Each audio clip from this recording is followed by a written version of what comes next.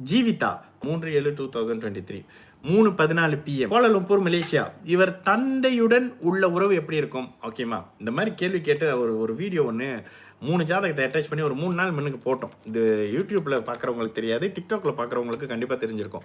இந்த இடத்துல வரும்போது என்ன நடந்தது அப்படின்னாக்கா, ஒருத்தர் இதே மாதிரி சொல்லி தான் தந்தையோட இருக்க மாட்டார் அப்படின்னு நான் இப்போ சொன்னேன்.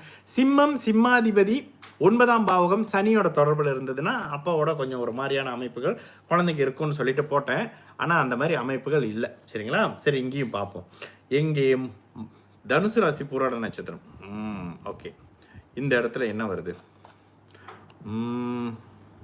சரி, இந்த இடத்துல ஓகே, அதே துலாம் லக்னமாகி இந்த இடத்துல சிம்மத்தை சனி செவ்வாயோட தொடர்புகள் இருந்தாலுங்க, இந்த இடத்துல குருவின் பார்வையும் இருக்குல்ல, இந்த குருவோட பார்வை தான் கொஞ்சம் உங்களுக்கு ஒரு மாதிரியா இருக்கும். சரி, இந்த இடத்துல 11 டிகிரி சனிக்கும் செவ்வாய்க்கும் பார்வை விலகல் அமைப்புகள் இருக்கு.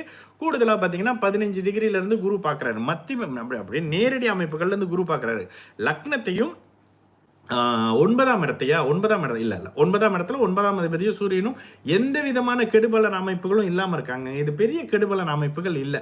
சரி, இந்த இடத்துல தசாபுத்தி என்ன சொல்லுது? தசாபுத்தியில இப்போ அவங்களுக்கு நடக்கிறது சுக்கிர தசையில சூரியன் புத்தி நடந்துகிட்டு இருக்கு. சுக்கிர தசையில சனி இல்லைம்மா. இந்த இடத்துல தள்ளி போகக்கூடிய அமைப்பு அப்படி இப்படிலாம் இல்லை. ப்ரீவியஸ்ல ஒரு வருஷமா கோச்சார அமைப்புகள் சரியில்லை தனுசு ராசிக்கு. கூடுதலா உங்களோட ஜாதகத்தை செக் பண்ணி பாருங்க. உங்களுடைய ஜாதகத்தையும் ஹஸ்பண்டோடைய ஜாதகத்தையும் செக் பண்ணி பாருங்க. ஒரு மாதிரியான அமைப்பு.